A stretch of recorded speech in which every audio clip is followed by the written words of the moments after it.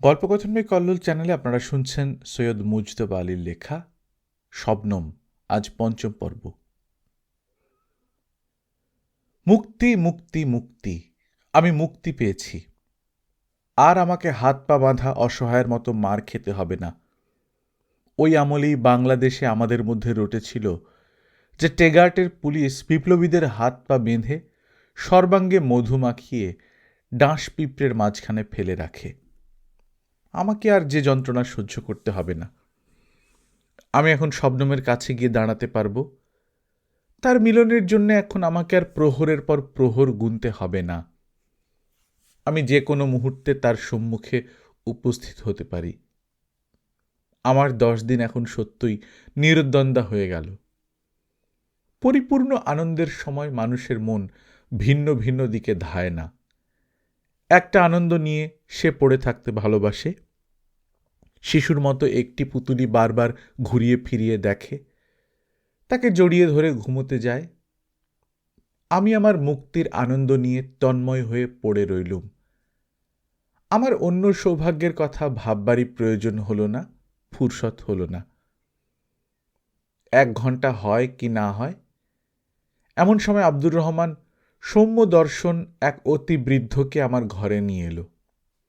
ধবধবে সাদা চাপদাড়ি, সাদা গোঁফ, মোল্লাদের মতো ছোট করে ছাটা নয়, সাদা বাবরি চুল, তার উপর সাদা পাগড়ি, চোখের পাতা এমনকি ভুরু পর্যন্ত বরফের মতো সাদা, এবং সেই সাদা বেয়ে যেন তেল ঝরে পড়ছে। এর বয়স কম হলে আমি বলতুম এটা সাদা নয়, সত্যিকারের প্ল্যাটিনাম ব্লন্ড। আমি তাকে যত্ন করে বসালুম। অতি সুন্দর ফার্সি উচ্চারণে বললেন, আমি আওরঙ্গজেব খানের গুরু, তার মেয়েরও গুরু। দুজনাকেই ফার্সি পড়িয়েছি। এখনো আমাদের 3 জনেতে মুশাইরা হয়। এই খানিকক্ষণ আগে আওরঙ্গজেব খান এসে আমায় সুখবর শোনালে আপনার সঙ্গে শবনমের শাদী আজ সন্ধ্যাবেলাতেই হবে। আমি বড় খুশি হয়েছি, বড় খুশি হয়েছি। এইটুকু বলে তিনি দুহাত তুলে আল্লাহর কাছে তার কৃতজ্ঞতা জানিয়ে প্রার্থনা করলেন। আমিও হাত তুলে আমিন আমিন বললুম। বললেন, যেই শুনতে পেলুম আপনার মুরব্বি এখানে কেউ নেই, অমনি আমি বললুম আমার উপরই এর ভার রইল। আওরঙ্গজেব চায়নি এই খুন রাহাজানির মাঝখানে আমি রাস্তায় বেরোই। তাকে স্পষ্ট বলে দিলুম, এই সংসারে আমি এমনিতে আর বেশি দিন থাকব না, না হয় 2 দিন আগেই গেলুম। আমি বললুম, আপনি শতায়ু হন। বৃদ্ধের রসবোধ আছে। বললেন, আমার বয়স 80 হয়েছে, আরও 20 বছর বাঁচতে চাইনি। বরঞ্চ ওই 20টি বছর আপনার আয়ুতে জুড়ে দিন, কিংবা শবনম বানু আর আপনাদের ভাগ করে নিন। কোনো জিনিস বরবাদ করাটা আমি আদপেই পছন্দ করি নে। এখন প্রথম কথা, আওরঙ্গজেব খান আপনাকে জানাতে বলেছেন আজ সন্ধ্যায় আপনাদের বিবাহ। আমি এসে আপনাকে নিয়ে যাব। দ্বিতীয় কথা, আপনার বন্ধু বান্ধব কে কে আছেন এখানে, তাদের নাম ঠিকানা বলুন। আমি কিংবা আমার বাড়ির লোক তাদের নিমন্ত্রণ জানিয়ে আসবো উভয় পক্ষ থেকে। 2 জন করে লোক যাবে। আমি বললুম, এই দুর্দিনে নিমন্ত্রণ করে কাকে আমি বিপদে ফেলি? তাদের কারোর যদি ভালো মন্দ একটা কিছু হয়, তবে তার বালবাচ্চার সামনে আমি আমার মুখ দেখাতে পারব না। আর আমার সেরকম মিত্র সখা কেউ নেইও। এদের সকলের সঙ্গে আমার পরিচয় হয়েছে এখানে, তাও সহকর্মী রূপে। কিন্তু তার পূর্বে আমার উচিত আপনার বাড়িতে গিয়ে আপনাদের সকলকে নিমন্ত্রণ করা। বৃদ্ধ ব্যাকুল হয়ে বললেন, না না, আপনি বিদেশী, এদেশের অবস্থা জানেন না। এখন শুধুমাত্র লৌকিকতা করার জন্য রাস্তায় বেরোনো উচিত নয়। আমি আপনার হয়ে তাদের সবাইকে নিমন্ত্রণ জানাব। তারা সবাই বরপক্ষের হয়ে যাবে। এবারে আপনার খিদমতগার আব্দুর রহমানকে দাওয়াত করতে হবে। আমি বললুম, তাকে ডাকি। ব্যাকুল হয়ে বললেন, না না, আমি তাকে হিন্দুস্তানি কায়দায় কনে পক্ষ থেকে নিমন্ত্রণ জানাবো তার কাছে গিয়ে। তৃতীয় কথা, আপনার জামা কাপড়ের ব্যবস্থা আমি করব। আমার মেয়ে আপনার মোটামুটি উচ্চতা আওরঙ্গজেব খানের কাছ থেকে জেনে নিয়েছে এবং সে সেলাইয়ের কলে বসে গিয়েছে। এ তো জোব্বার ব্যাপার, হাঙ্গামা কম। এবার আপনি আমার বুকে বুক লাগিয়ে দাঁড়ান, আমি ঠিক ঠাহর করে নিই। মৌকা পেয়ে তিনি আমাকে জড়িয়ে ধরে একটা আলিঙ্গনও দিলেন। আমি তার হস্তচুম্বন করে বললুম, আপনাকে বলতে সাহস হচ্ছে না, কিন্তু কাপড় চোপড়ের খরচটা। বৃদ্ধ সপ্রতিভ বললেন, নিশ্চয়ই, খয়রাতি বা ধারের জামা জোড়ায় বিয়ে করাটা মানহুসি, অপয়া। আমি বললুম, এদেশে ভারতীয় কারেন্সির কদর আছে বলে শুনেছি। তাকে আমি মানিব্যাগটা দিলাম।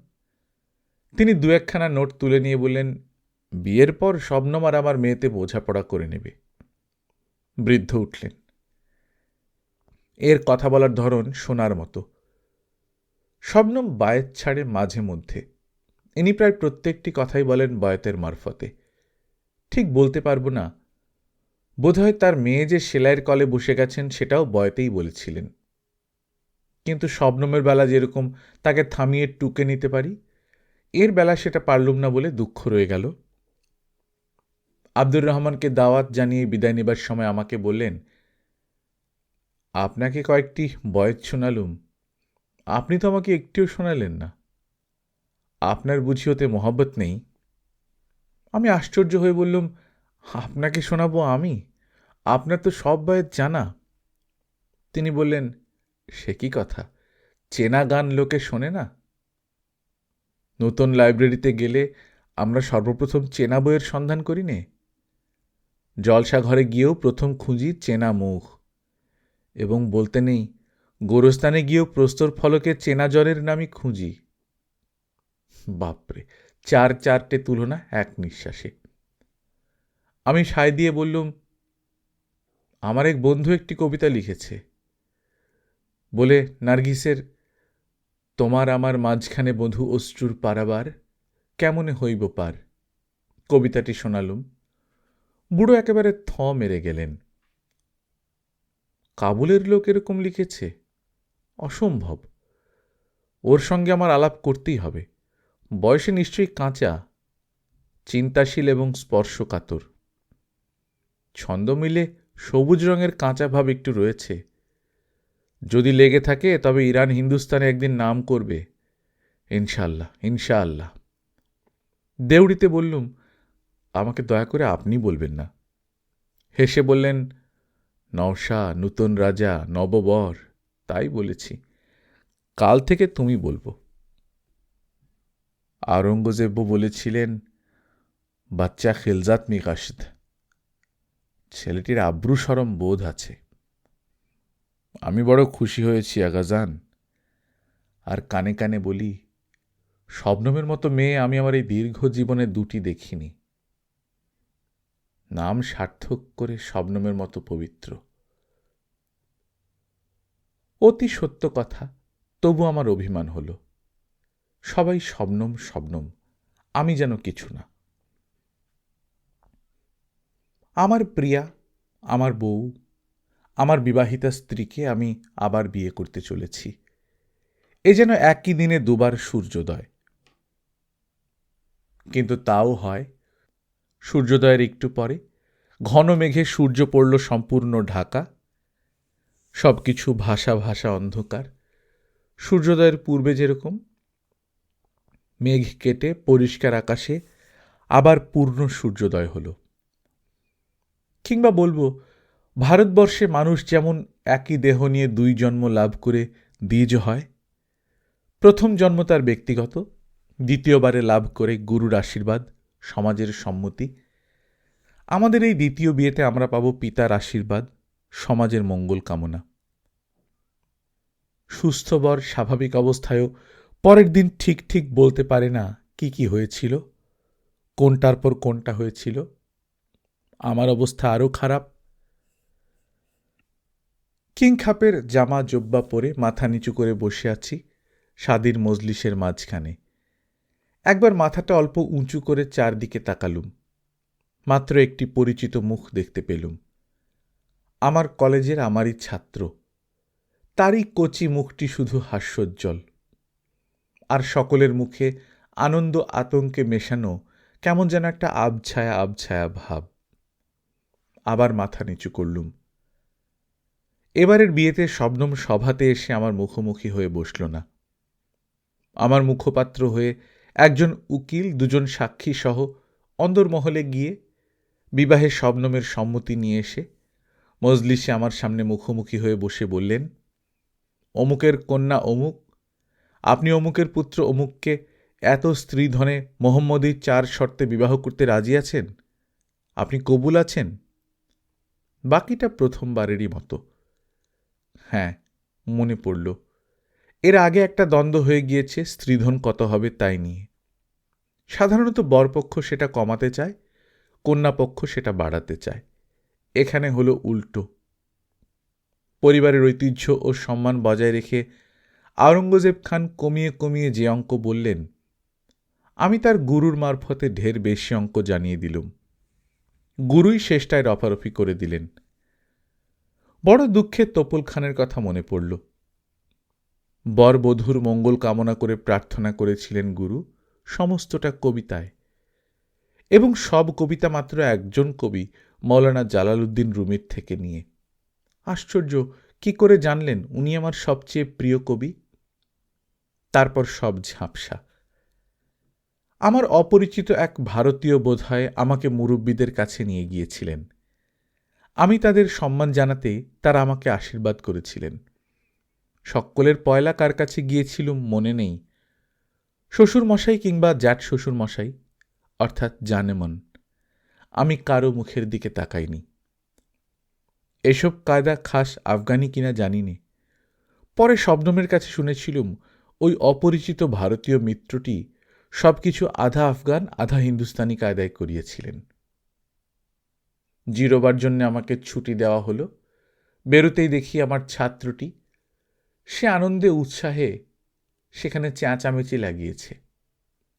আমার সম্বন্ধে তার গুণকীর্তনের যেটুকু কানে এসেছিল তার সিকিভাগ সত্য হলে তুর্কির খলিফার সিংহাসন ইস্তাম্বুল জাদুঘর থেকে বের করে তার উপর আমাকে বসাতে হয়, এবং সঙ্গে সঙ্গে নোবেল প্রাইজের সবকটা পুরস্কার নাগাড়ে 100 বছর ধরে আমাকে দিয়ে যেতে হয়। আমাকে দেখতে পেয়ে লাফ দিয়ে এসে আমার হাত দুখানার উপর তার দু চোখ চেপে ধরে বারবার বলে, হুজুর, কি আনন্দ, আপনি আমাদের দেশে বিয়ে করলেন। শেষটাই বললে, কলেজের সবাই বড় খুশি হবে, আমি বলে রাখছি হুজুর। হায় রে কলেজ! আমরা তখনও জানতুম না বাচ্চা 3 দিন পরে কাবুলের তাবৎ স্কুল কলেজ নস্যাৎ করে দেবে। একটা ঘরে বসিয়ে তামাক সিগারেট আমার সামনে রাখা হলো। শবনমের সমবয়সী আত্মীয় স্বজনরা প্রথমটায় কিন্তু কিন্তু করে, পরে বাঁধন ছাড়া বাছুরের মতো লাফালাফি দাপাদাপি ঠাট্টা রসিকতা করলে। আমার কবিতার শখ জেনে লেগে গেল বয়াতবাজি, কবিতার লড়াই এবং মুশাইরা। শুধু ফার্সি না, দুনিয়ার যত সব ভাষায়। তবে মোলায়েম প্রেমের কবিতার অধিকাংশই ছিল ফার্সিতে। খবর এলো জানেমান আমার জন্য অপেক্ষা করছেন। আমাকে সামনে বসিয়ে সর্বাঙ্গে হাত বুলোলেন, এমনকি চোখে, নাকে, গালে, কপালে, ঠোঁটে পর্যন্ত। তখন দেখলুম তিনি অন্ধ। অতি মৃদু কণ্ঠে বলতে আরম্ভ করলেন, শোনো বাচ্চা, তোমাকে সব কথা বলার মতো লোক এই বাড়িতে আর কেউ নেই আমি ছাড়া। জন্মের প্রথম দিন থেকে আজ পর্যন্ত শবনম একদিনের তরেও আমার চোখের আড়াল হয়নি। আমি জন্মান্ধ নই, যৌবনে চোখের জ্যোতি হারাই। শবনম সে জ্যোতি ফিরিয়ে এনেছে। আজ কেউ যদি বলে শবনমের ভালোবাসার পথে আমি একমাত্র কাঁটা পুঁতলে আমার চোখের জ্যোতি ফিরে পাব, তাহলে সেই প্রস্তাব আমি হেসে উড়িয়ে দেব। প্রথম দিনই আমি বুঝতে পেরেছিলুম সে ভালোবেসে ফিরেছে। যখন ফিরে এলো তখনই শুনি তার গলা বদলে গিয়েছে, তার হাসি বদলে গিয়েছে, আমাকে আদর করার ধরন বদলে গিয়েছে। যেন এতদিন ছিল পাতার আড়ালে লুকোনো ফুল, এখন তার উপর পড়েছে প্রভাত বেলার স্নিগ্ধ আলো। ঘরের কোণের প্রদীপ হঠাৎ যেন আকাশের বিদ্যুতে রূপান্তরিত হয়ে গেল। তার নিঃশ্বাস প্রশ্বাসে যেন নবীন মাধুরী এসে ধরা দিয়েছে। তার অঙ্গ প্রত্যঙ্গ নূতন তালে নেচে উঠেছে। আমার থেকে দূরে চলে গেল। না বাচ্চা, না, সেই তো প্রেমের রহস্য। এতদিনে বুঝতে পারল আমি তাকে কতখানি ভালোবেসেছি। তোমাকে ভালোবাসার পর।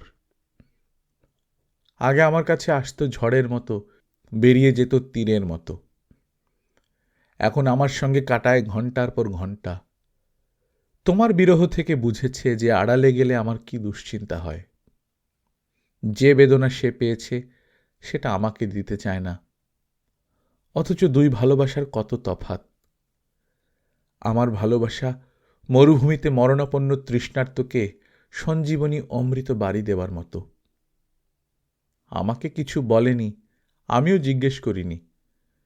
প্রেম গোপন রাখতে যে গভীর আনন্দ আছে তার থেকে আমি তাকে বঞ্চিত করতে যাব কেন?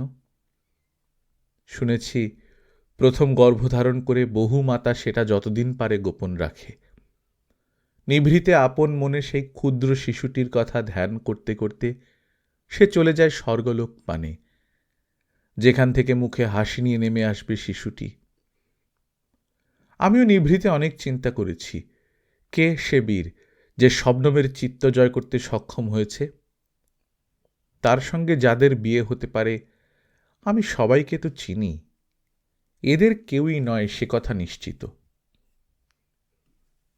বুঝলুম কোনো জায়গায় কোনো বিপত্তি বাধা আছে, তাই সে তোমাকে পুরোপুরি পাচ্ছে না।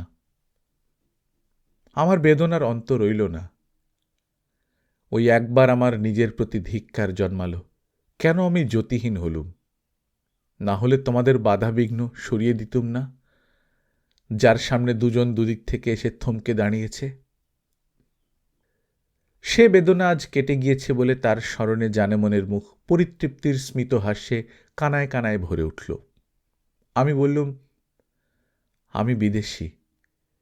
আপনারা আমাকে শবনমের উপযুক্ত মনে করেন কিনা সেই ভয়ে আমিও অসহায়ের মতো মার খেয়েছি।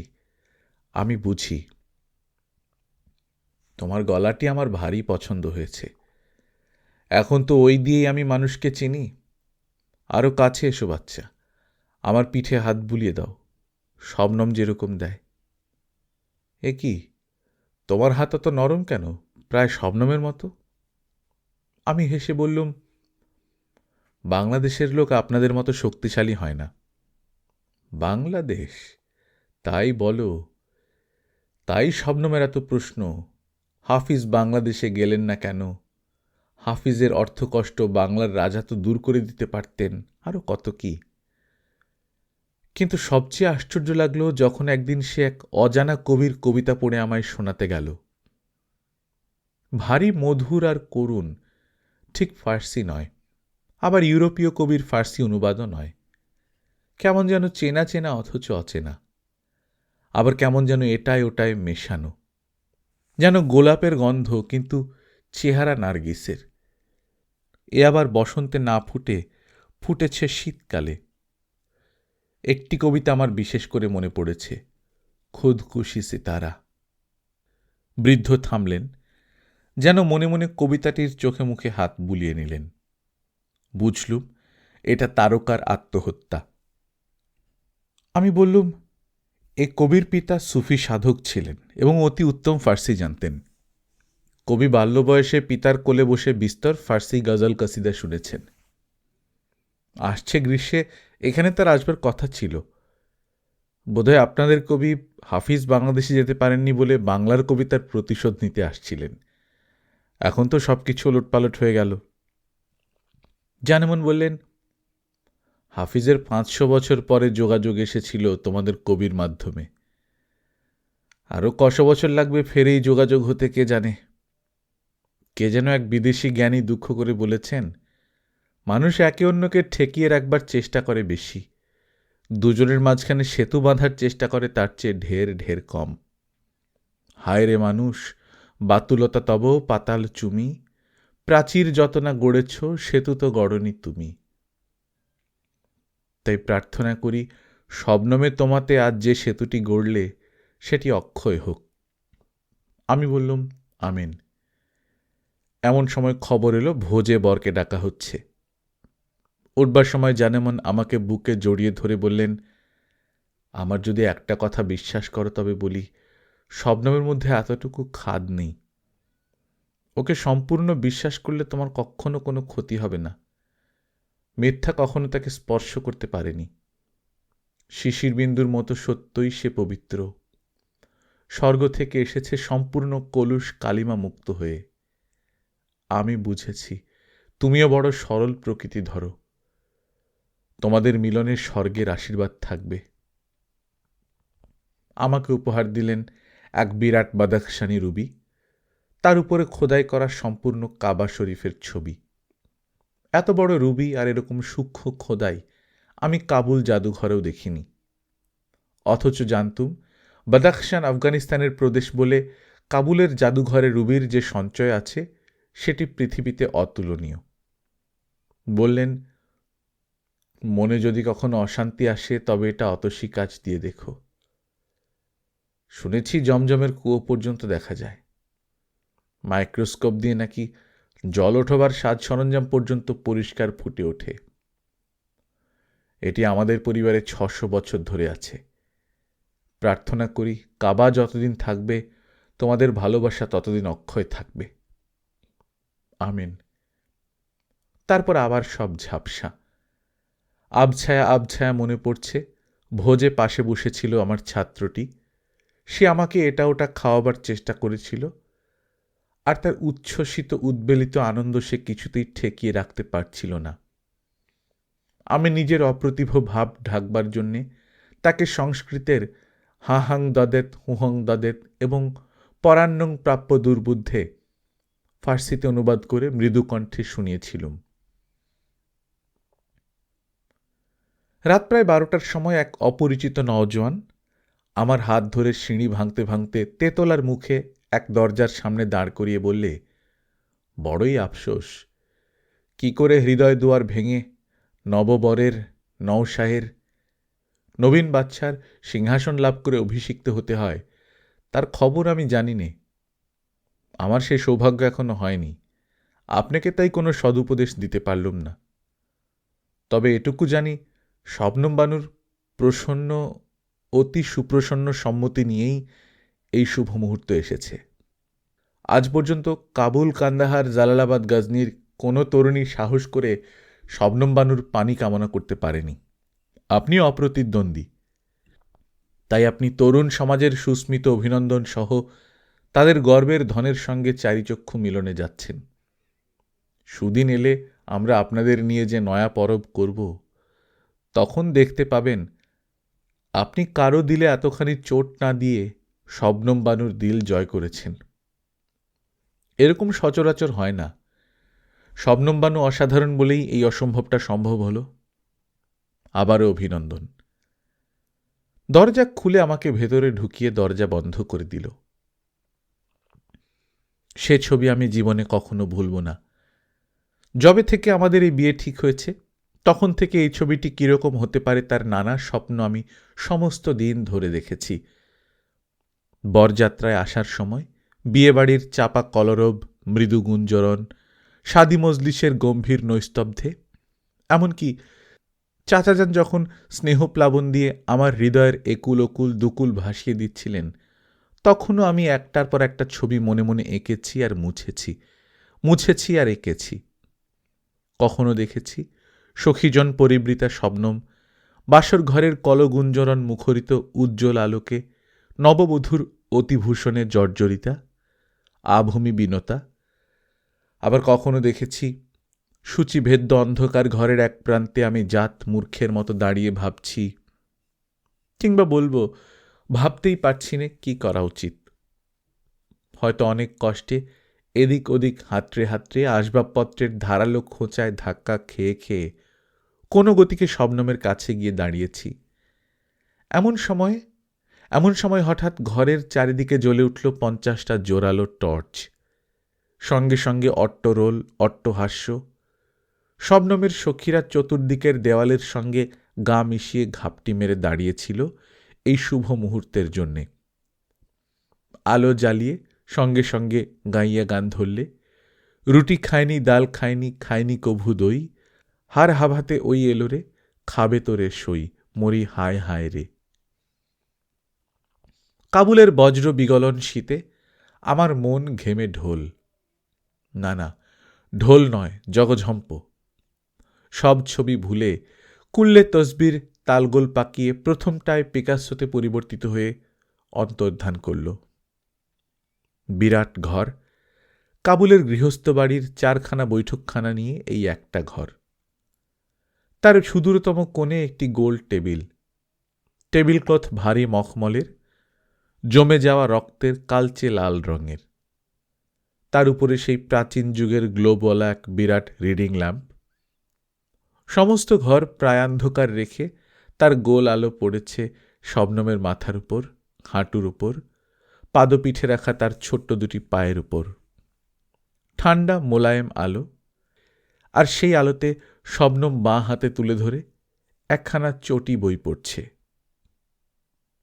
শান্ত নিস্তব্ধ নির্দ্বন্দ্ব গ্রন্থিমুক্ত বিশ্রান্তি। ত্রিভুবনে আর যেন কোনো জনপ্রাণী কীটপতঙ্গ নেই, শুধু একা শবনম। সে প্রশান্ত চিত্তে অপেক্ষা করছে তার দ্বৈতের জন্যে। সে আসছে দূর দূরান্ত থেকে, যেখানে তৃতীয়ার ক্ষীণচন্দ্র গোধূলি লগনের তারাকে পাণ্ডু চুম্বন দিয়ে বাঁশবনের সবুজ নীড়ে ঘুমিয়ে পড়ে। আশ্চর্য, সে আমি? কে বিশ্বাস করবে সে আমি? পা টিপে টিপে কিছুটা এগোতে না এগোতেই শবনম মাথা তুলে আমার দিকে তাকালে। যত নিঃশব্দেই আমি এগোই না কেন, তার কান শুনতে পাক আর নাই পাক, তার সদা জাগ্রত কোটিকর্ণ হৃদয় তো শুনতে পাবেই পাবে। আমি দ্রুততর গতিতে এগুলোম। আমার হিয়ার বেগের সঙ্গে আমি পেরে উঠি কি করে? শবনম সিংহাসন ছেড়ে উঠে দাঁড়াল। সিংহাসনই বটে, সেই কালচে লালের মখমলে মোড়া, সোনালি কাঁধ হাতলওয়ালা, তার মাঝে মাঝে রয়্যাল ব্লুর মিনা দিয়ে আঙুরগুচ্ছ আঙুর পাতার নকশা কাটা সুউচ্চ সিংহাসন। বসবার সিট মাটি থেকে 8-10 ইঞ্চি উঁচু হয় কি না হয়, কিন্তু পেছনের হেলান মানুষের মাথা ছাড়িয়ে আরও 2 মাথা উঁচু। এই প্রথম শবনম আমার সঙ্গে লৌকিকতা করে উঠে দাঁড়াল। আমার দিকে তাকিয়ে চোখ মুখ ঠোঁট গাল চিবুক নাসারন্ধ্র কানায় কানায় ভরে তুলে আমার দিকে তৃপ্তি দাক্ষিণ্য আর নম্র সম্ভাষণের মৃদু হাসি হাসলে। গালের টোল কোন অতল গভীরে লীন হয়ে গিয়েছে, সেখানে অন্ধকার।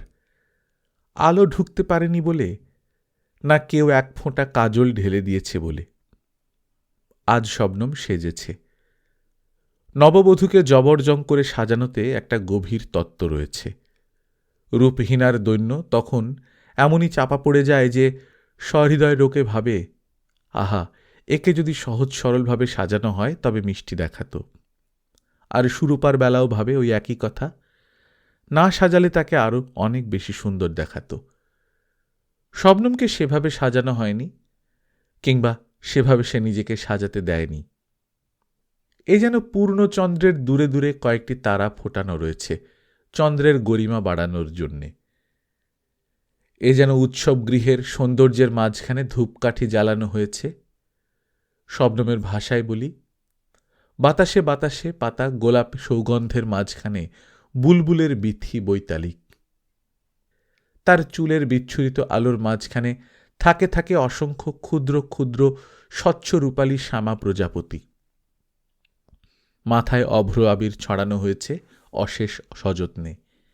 এক একটি কণা করে 3 সখী বাসর গোধূলিতে আরম্ভ করে এইমাত্র বোধহয় কুন্তল প্রসাধন সমাপন করেছেন। চোখের কোল, আঁখি পল্লব, ধনুভুরু এত উজ্জ্বল নীল কেন? এ তো কাজল কিংবা সুরমার রং নয়, এ যে এক নবীন জলুস। তবে কি নীলকান্তমণি চূর্ণ করে কাজলের কাজ করা হয়েছে? তারই শেষ কটি কণা টোলের অতলে ছেড়ে দিয়েছে। এঁকে বেঁকে নেমে আসা 2 জুলফের ডগায় আবার সেই নীলমণি চূর্ণ। একদিকে তুষার শুভ্র কর্ণশঙ্খ, অন্যদিকে রক্তকপল। সে কপল এতই লাল যে আজ যেন কোনো প্রসাধন প্রক্রিয়া দ্বারা সেটাকে ফিকে করা হয়েছে, বদখশানের রুবি চূর্ণ দিয়ে। তাহলে ঠোঁট দুটিকে টসটসে রসালো ফেটে যায় যায় আঙ্গুরের মতো করে, নধর মধুর করে লালের এ আভা আনা হলো কিসের চূর্ণ দিয়ে?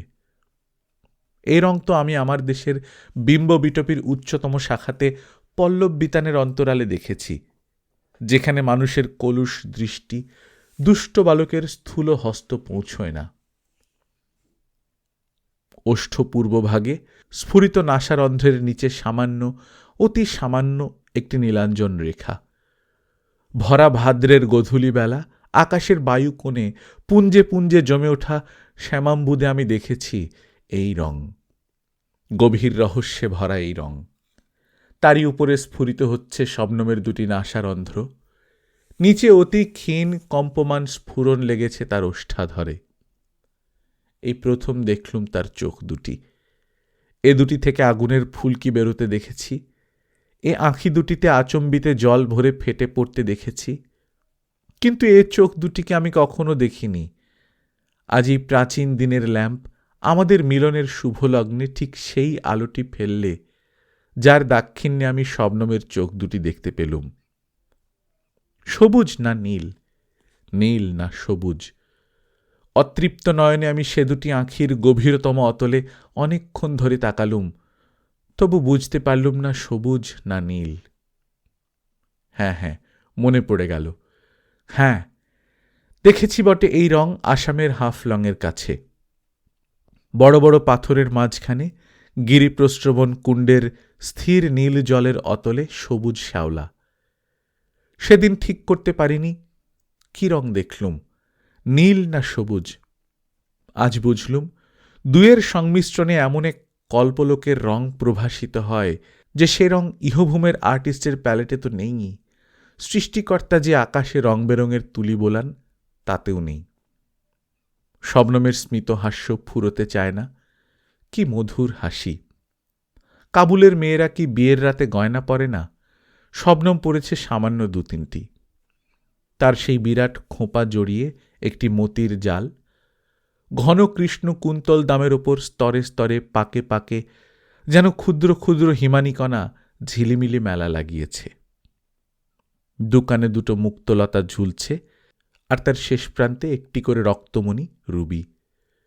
শুভ মরাল কণ্ঠের বরফের ওপর যেন 2 ফোঁটা সদ্য ঝরা তাজা রক্ত পড়েছে। এই এক্ষুনি বুঝি রক্তের ফোঁটা দুটি ছড়াতে চুপসাতে আরম্ভ করবে। কাবুলি কুর্তা গলা বন্ধ হয়, বিশেষ করে মেয়েদের। আজ দেখি গলা অনেকখানি নিচে ঘুরিয়ে কাটা হয়েছে, তাই দেখা যাচ্ছে একটি মতির মালা। তার শেষ প্রান্তে কি দেখতে পেলুম না, সেটি জামার ভেতর। সে কি সৌভাগ্যবান! এই এতদিনে বুঝতে পারলুম কালিদাস কোন দুঃখে বলেছিলেন, হে সৌভাগ্যবান মুক্তা, তুমি একবার একটিমাত্র লৌহশলাকায় বিদ্ধ হয়ে তারপর থেকেই প্রিয়ার বক্ষদেশে বিরাজ করছ। আমি মন্দভাগ্য, শতবার বিরহ শলাকায় সছিদ্র হয়েও সেখানে স্থান পাইনি। শবনমের পরনে শাটিনের ঝিলাওয়ার, কুর্তার রং ফিকে লাইলেক, ওড়না কচি কলাপাতা রঙের, এবং দুধে আলতা সংমিশ্রণের মতো সেই কচি কলাপাতা রঙের সঙ্গে দুধ মেশানো। ইতস্তত রূপালী জরির চুমকি, কলাবনে জোনাকির দেয়ালি। শবনমের স্মিতহাস্য অন্তহীন, আমি তার চোখের দিকে তাকিয়ে আছি। শবনম হাসতে হাসতে আমাকে গভীর আলিঙ্গনে জড়িয়ে ধরে আমার ঠোঁটের ওপর তার স্ফুরিতাধরষ্ঠ চেপে ধরে যেন অতৃপ্ত আবেগে আমার পাণ্ডুর অধরের শেষ রক্তবিন্দু শুষে নিতে লাগল। আমি মধ্যমান, কম্প্রবক্ষ, বেপথুমান। আমার দৈহিক স্পর্শ কাতরতা অস্তমিত, আমার সর্বসত্তা শবনমে বিলীন। কোন দিগন্তে সে আমায় উড়িয়ে নিয়ে গিয়েছিল, কোন তারা নির্ঝরের ছায়াপথে সে আমায় ভাসিয়ে নিয়ে গিয়ে কোন সপ্তর্ষির তারাজাল ছিন্ন করে কোন কোন লোকে নিয়ে গিয়েছিল জানি নে। অচৈতন্য অবস্থায় দেখি আমি শবনমের সিংহাসনে বসে আছি। সে আমার কোলে আড়াআড়ি হয়ে বসে, তার বুক আমার বুকের উপর রেখে, ডান হাত দিয়ে আমার গলা জড়িয়ে, বাঁ হাত দিয়ে আমার গাল বুলোতে বুলোতে তার মুখ আমার কানের উপর চেপে ধরে শুধোচ্ছে, খুশি খুশি। আমি আলিঙ্গন ঘনতর করে বলেছিলুম, আমি তোমার গোলাম, আমাকে তোমার সেবার কাজ দাও।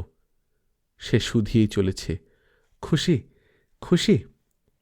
আমি বললুম, আল্লাহ সাক্ষী, আমি প্রথম যেদিন তোমাকে ভালোবেসেছি সেদিন থেকে শত বিরহ বেদনার পেছনেও খুশি। তুমি জানো না, তুমি আছো, এতেই আমি খুশি। প্রথম দিনের প্রথম খুশির প্রথম নবীনতা বারে বারে ফিরে আসছে। শবনম গুনগুন করে ফরাসিতে গাইলে, করেছি আবিষ্কার তোমারে ভালোবাসিবার, প্রথম যেমন বেসেছিনু ভালো, সেই বাসি প্রতিবার। নয় কি? আমার উত্তরের জন্য অপেক্ষা না করেই বললে, দাঁড়াও, আলো জ্বালি। আমার কথায় কান না দিয়ে ঘরের প্রায়ান্ধকার কোণ থেকে নিয়ে এলো আঁকশি। তার ডগার ন্যাকড়ায় কি মাখানো জানি নে। শবনম আনাড়ি হাতে দেশলাই জ্বালিয়ে সেটার কাছে নিতেই দপ করে জ্বেলে উঠল। সেই জ্বলন্ত আঁকশি দিয়ে সে ঝাড়বাতির অগুন্তি মোমবাতি জ্বালালে। ঘরের দেয়ালে দামি ফরাসি সিল্কের ওয়ালপেপারে সে আলো প্রতিফলিত হয়ে আমার চোখ ধাঁধিয়ে দিলে। আমার পায়ের কাছে পাদপীঠে বসে বললে, তুমি নূতন রাজা এসেছ, তোমাকে বরণ করার জন্যে সব কটা আলো জ্বালতে হয়। যে বেশ পড়েছ তার জন্যে এই আলোর প্রয়োজন। কি সুন্দরী না তোমাকে। থাক, চুপ, দেখাচ্ছে আমার ওস্তাদের মেয়ের রুচি আছে। আমি বললুম, তোমাদের কবি হাফিজই তো বলেছেন, বলে দাও বাতি না জ্বালায় আজি, আমাদের নাহি সীমা, আজ প্রেয়সীর মুখের চন্দ্রের আনন্দ পূর্ণিমা। সত্যেন দত্ত। শবনম বলল, ও হাফিজ, তিনি তো বলেছেন আজ বাতি জ্বালিও না, অর্থাৎ তার পরব মাত্র একদিনের তরে। আমাদের পরব হবে প্রতি রাত্রি, তাই আজ রাত্রের আনুষ্ঠানিক আলো মাত্র একবারের তরে জ্বালিয়ে দিলুম। ভয় করো না, তাও নিভিয়ে দিচ্ছি এক্ষুনি। আমি খুশি হয়ে বললুম, টেবিল ল্যাম্পের ওই ঠান্ডা আলোতে তোমাকে যে কি অপূর্ব সুন্দর দেখাচ্ছিল কি বলবো। মাথার চুল থেকে খালি পায়ের নখের ডগাটি পর্যন্ত কি এক অদ্ভুত রহস্যময়, অথচ কি এক অনাবিল শান্তিতে ভরপুর হয়ে বিভাসিত হচ্ছিল, কি করে বোঝাই। আচ্ছা, মোজা ছাড়া পায়ে তোমার ঠান্ডা লাগছে না? বাইরে যা শীত। অবাক হয়ে বললে, বারে, তুমি যে বলেছ আমার খালি পা দেখতে তোমার ভালো লাগে। আমি আফসোস করে বললুম, তোমার কতটুকু দেখতে পাই। চোখ পাকিয়ে বললে, চুপ, দুষ্টুমি করো না, চোখ ঝলসে যাবে। সেমেলে যখন জুপিটারের দেহরূপ দেখতে চেয়েছিলেন তখন তার কি হয়েছিল জানো না? আমি শুধালুম, কি হয়েছিল? আলোতে পোকা পড়লে যেরকম ফট করে ফেটে যায় তাই হয়েছিল। প্রত্যেক মানুষই জুপিটার, তার দেহরূপ উন্মোচন করা বিপজ্জনক। জানো, তাকাতে গিয়ে আমারই মাঝে মাঝে ভয় হয়। ফুরুত করে উড়ে গিয়ে কোত্থেকে একটা সিগারেট এনে ঠোঁটে চেপে আনাড়ি ধরনের দেশলাই ধরিয়ে কাশতে কাশতে আমায় দিয়ে বললে, ভালো না লাগলে ফেলে দিও। এ দুর্দিনে এরকম সোনামুখী খুশবোদার মিশরি সিগারেট পেলে কোথায়? বললে, জানেমান 3 মাস অন্তর অন্তর 3,000 করে মিশর থেকে আনায়। আমাকে ধরাবার চেষ্টা করেছিল, পারেনি। কিন্তু কেউ খেলে সিগারেটের গন্ধ আমার ভালোই লাগে। ন্যাকভাগ করে ওয়াক্তু বলতে পারি না। আমি বললুম, সর্বনাশ, এই সুপার স্পেশাল সিগারেট যিনি খান তার জন্য তুমি এনেছিলে আমার সেই উঁচা সিগারেট? বললে, আমার বন্ধুর সিগারেট। জানেমান 2টো ধরিয়ে একটা আমাকে দিয়ে বললে, এ সিগারেট খেতে তো তোর আপত্তি হবে না। আমি শঙ্কিত হয়ে শুধালুম, তুমি কি বলেছিলে? নির্ভয় বলেছিলুম, লব সুখতে, পোড়ার ঠোঁটো পোড়ার মুখো যা খুশি বলতে পারো। ওই পোড়ার সিগারেট খেয়ে খেয়ে জানেমন তার ঠোঁট মভ করে ফেলেছে, দেখনি? আমি শুধালুম, তন্ময় হয়ে কি পড়ছিলে? Good bye to freedom. বললে, সে কি, বরঞ্চ তোমার লীলা খেলা বন্ধ হলো। কিন্তু আগে বলি, তোমার নিশ্চয়ই হাসি পাচ্ছে একই কনেকে 2-2বার বিয়ে করছে বলে। আমারও পাচ্ছিল। হঠাৎ মনে পড়ল তোমাকে বলেছিলুম তুমি দ্বিচারী, তুমি বাস্তবে আমাকে আদর করো আর স্বপ্নে আরেকজনকে। আল্লাহ তাআলা তাই একই শবনমের সঙ্গে তোমার 2-2বার বিয়ে দিয়ে তোমার দ্বিচারী বদনাম থেকে মুক্তি দিয়েছেন। স্বপ্নের শবনম আর বাস্তবের হিমিকা এক হয়ে গেল না? আমি বললুম, অতি সূক্ষ্ম যুক্তিজাল, কিংবা বলবো হৃদয়ের ন্যায়শাস্ত্র, নব্য নব্য ন্যায়। তোমাকে তো বলেছি, হৃদয়ের যুক্তি তর্কশাস্ত্রের বিধিবিধানের অনুশাসন মানে না। আকাশের জল আর চোখের জল একই যুক্তি কারণে ঝরে না। আশ্চর্য হয়ে বললে, এই কথাটা তুমি আমাকে কখনো বলনি, এ ভারী নূতন কথা। আমি বললুম, হবেও বা, কারণ কোনটা আমি তোমাকে বলি আর কোনটা নিজেকে বলি, এ দুটোতে আমার আকছারি গুলিয়ে যায়। আমার হাঁটুর ওপর চিবুক রেখে শবনম অনেকক্ষণ ধরে আমার দিকে তাকিয়ে রইল। আমি আশ্চর্য হয়ে চিন্তা করতে লাগলুম, শবনম কি গিরগিটি? সে যেমন দেহের রং বদলায়, সেই রকম শবনম চোখের রং ঘড়ি ঘড়ি বদলাতে পারে। আলোর ফেরফারে তো এত বেশি অদলবদল হওয়ার কথা নয়। এখন তো দেখছি শ্যাওলা রং ঘন সবুজ, অথচ এই অল্প কিছুক্ষণ হলো দেখেছি স্বচ্ছ নীল। তবে কি ওর হৃদয়াবেগ চিন্তাধারার সঙ্গে সঙ্গে ওর চোখের রঙও বদলায়? স্থির করলুম, লক্ষ্য করে দেখতে হবে। আমি মাথা নিচু করে দুহাত দিয়ে তার মাথা তুলে তার ঠোঁটের উপর ঠোঁট রাখলুম। আমার চোখ দুটি তার চোখের অতি কাছে এসে নিবিড় দৃষ্টিতে তার চোখের অতলে পৌঁছে গিয়েছে। শবনম অজানা আবেশে চোখ দুটি বন্ধ করলে। কতক্ষণ চলে গেল কে জানে। বুকের ঘড়ি যেন প্রতি মুহূর্তে প্রহরের ঘণ্টা বাজাচ্ছে। হিমিকাকে এই আমার প্রথম চুম্বন। অনেকক্ষণ পরে, বোধহয় 100 বছর পরে, শবনম তার ঠোঁট যতখানি সামান্যতম সরালে কথা বলা যায় সেটুকু দীর্ঘ নিঃশ্বাস ফেলে বললে, চুমু খাওয়া তোমাকেই সাজে। সেই নদী পাড়ে প্রথম হার মানার পর আমি মনস্থির করেছিলুম, সব জিনিস আমি দেব আর তুমি নেবে। চুমু খাবো আমি, আলিঙ্গন করব আমি, আর তোমাকে যে ছেলে মেয়ে দেব আমি সে তো জানা কথা। এখন দেখছি তা হয় না, চুমু খাওয়া পুরুষই সাজে। আমি বললুম, কিন্তু আমি যদি বলি তুমি যখন আমাকে চুমু খাও তখন আমার কাছে সেটা অনন্তগুণ মধুময় বলে মনে হয়। বাঁচালে বলে ঠোঁটে ঠোঁট রেখে চাপ দিলে নিবিড় আবেশে। জানি নে কতক্ষণ, বহুক্ষণ পর দেখি শবনম আমার কোলে মাথা রেখে ঘুমুচ্ছে। বললে, আমার খোঁপাটা খুলে দাও। তারপর হঠাৎ ধড়মড় করে উঠে আবার উড়ে গিয়ে ফিরে এলো ফিরোজা রঙের চীনা কাচের একটি ডিক্যান্টার হাতে করে। কাচের ফিকে রঙের ভেতর দিয়ে দেখা যাচ্ছে কড়া লালের বেগুনি আভা। বললে, পার্দনে মমশেখ, মাফ করো দোস্ত, একদম ভুলে গিয়েছিলুম। তুমি আমার গালের টোল ভরে সিরাজি খেতে চেয়েছিলে। আমি রীতিমতো ভয় পেয়ে বললুম, করেছ কি? এটা জোগাড় করতে গিয়ে জানাজানি হয়নি? শবনম হেসে ফেটে আটখানা। তুমি কি ভেবেছ তুমি মোল্লাবাড়িতে বিয়ে করেছ? রাজা তিমুর থেকে আরম্ভ করে বাবর হুমায়ুন, কে শরাব খেয়ে টং হয়নি বলো তো? এই বাড়িতে আমার ঠাকুরদা পর্যন্ত। তার জমানো মাল এখনো নিচে যা আছে তা দিয়ে 3 পুরুষ চলবে। আমি বললুম, আমার দরকার নেই, আমি হাফিজের চেলা। তিনি বলেছেন, শর্করা মিঠা আমায় বলো না হিমি, আমি তাহা জানি। সঙ্গে সঙ্গে শবনম গেয়ে উঠল, তবু সবচেয়ে ভালোবাসি ওই মধুর অধরখানি। আমি বললুম, তুমি যে এত আলো জ্বালিয়েছ তারও দরকার নেই। বলে দাও, বাতি না জ্বালায় আজি আমাদের নাহি সীমা।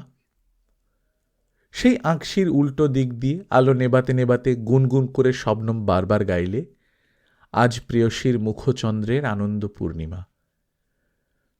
তারপর ঘরের কোণ থেকে সেতার এনে আমার কোলের উপর বসে তার খোলা চুল আমার বুকের উপর ছেড়ে দিয়ে সমস্ত গজলটি বারবার অনেকবার গাইলে। তন্ময় হয়ে শেষের 2টি ছত্র অনেকক্ষণ ধরে কখনো গুনগুন করে কখনো বেশ একটু গলা চড়িয়ে গাইলে, প্রিয়ারে ছাড়িয়া থেকো না হাফিজ, ছেড়ো না অধর লাল, এই যে গোলাপের চামেলির দিন, এ যে উৎসব কাল। আমি একটি ক্ষুদ্র দীর্ঘ নিঃশ্বাস ফেলে বললুম, তোমার এত গুণ, তোমাকে আমি কোথায় রাখি? সুন্দর ইউসুফ শুধু যে সে যুগের সবচেয়ে সুপুরুষ ছিলেন তাই নয়, তার মতো দূরদৃষ্টি নিয়ে জন্মেছিল অল্প লোকই, এবং সবচেয়ে বড় ছিল তার চরিত্র বল। তাই তার মার কোল থেকে কেড়ে নিয়ে তাকে বসিয়ে দিলে সেই সুদূর মিশরের রাজ সিংহাসনে। শবনম বললে, হ্যাঁ, আর তাই মাতৃভূমি কিনানের স্মরণে মিশর দেশের সিংহাসনে বসিয়া ইউসুফ রাজা কহিত, হায়রে, এর চেয়ে ভালো কিনানে ভিখারি সাজা। দাঁড়িয়ে উঠে আমাকে হাত ধরে নিয়ে গেল দক্ষিণের দেয়ালের দিকে। থিয়েটারের পর্দার মতো একখানা মখমলের পর্দা ছিল, ঘরের এক প্রান্ত থেকে অপর প্রান্ত অবধি ঝোলানো। একটানে সেটা সরাতেই সামনের খোলা পৃথিবী তার অসীম সৌন্দর্য নিয়ে আমাকে একেবারে বাক্যহারা করে দিল। দুখানা চেয়ার পাশাপাশি রেখে আমায় শুধালে, শীত করছে?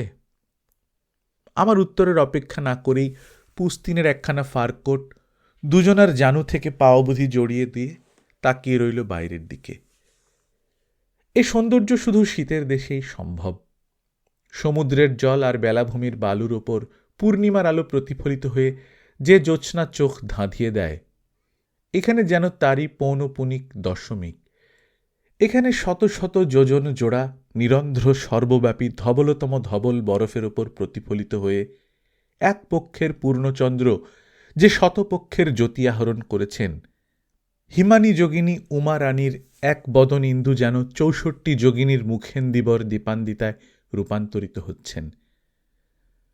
দূরে পাগমান পর্বতের সানুদেশ চূড়া, তারও দূর দিগন্তে হিন্দুকুশের অর্ধগগনচুম্বী শিখর, কাছে শিশির ঋতুর নিদ্র বিজড়িত বিসর্পিল কাবুল নদী, আরও কাছের সুপ্তিমগ্ন নিষ্প্রদীপ গৃহগপাক্ষ চন্দ্রশাল হর্মামালা, পল্লবহীন নগ্ন বৃক্ষ, ঋতপত্র শাখা প্রশাখা, উদ্বাহু মিনার মিনারিকা, বিপরীতার্থ ডিম গম্বুজ, গোরস্তানের শায়িত সারি সারি কবরের নামলাঞ্চন প্রস্তর ফলক, সর্বসৌন্দর্য সর্ববিভীষিকা, সর্বসর্বাধিকারীর অলঙ্কার, সর্বসর্বহারার দৈন্য, ভদ্রাভদ্র সকলের উপর নির্বিচারে প্রসারিত হয়েছে তুষারের আস্তরণ। আকাশের মা জননী যেন এক বিরাট শুভ্র কম্বল দিয়ে তার ৫১ পরিবারের ধনী দরিদ্র, রাজা প্রজা, তার সর্বসন্তান সন্ততিকে আবরিত করে তাদের পার্থক্য ঘুচিয়ে দিয়েছেন। কি নৈশব্দ, নৈস্তব্ধ! রাজপথের দ্বিতীয় ইয়ামের মধ্যানুরাগী সখা, কদ্রূপ সঙ্গীত স্তনিত গণিকা বল্লভ সকলেই একই প্রিয়ার গভীর আলিঙ্গন সোহাগে সুষুপ্ত। সে প্রিয়া গৃহকোণের তপ্ত শয্যা, রাজপ্রাসাদের দুর্গপ্রাকারের প্রহর ডিন্ডিম নিস্তব্ধ। কল্ল উষার মধুর কণ্ঠ মুয়াজ্জিন, অদ্য নিশার নিদ্রাস্তরণে আকণ্ঠ বিলীন। গম্ভীর প্রহেলিকাময় এই দৃশ্য। কে বলে একা একটিমাত্র রং দিয়ে ছবি আঁকা যায় না? কে বলে একা একমাত্র সা স্বর দিয়ে গান গাওয়া যায় না? কে বলে একা একটি ফুল ভুবন পুলকিত করতে পারে না? এই সর্বব্যাপী শুভ্রতা সৌরভে যে সঙ্গীত মধুরিমা আছে, সে তো মানুষের সর্বচৈতন্যে প্রবেশ করে তাকেও বাইরের পৃথিবীর সঙ্গে একাত্ম দেহ করে দেয়। সৃষ্টি রহস্য তখন আর তার কাছে প্রহেলিকা থাকে না, সে তখন তারই অংশাবতার। আমার হৃদয় তখন সে সৌন্দর্য অবগাহন করতে করতে হিন্দুকুশ পেরিয়ে আমুদরিয়া তাসকন্দ ছাড়িয়ে বৈকালী হ্রদের কূলে কূলে সন্তরণ করছে।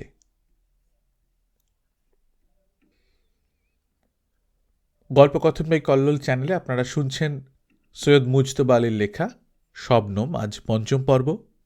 আমরা নিয়মিত গল্প পাঠ করে শোনাচ্ছি। আপনারা যারা প্রথমবার মতো শুনছেন, কাইন্ডলি সাবস্ক্রাইব করে নেবেন।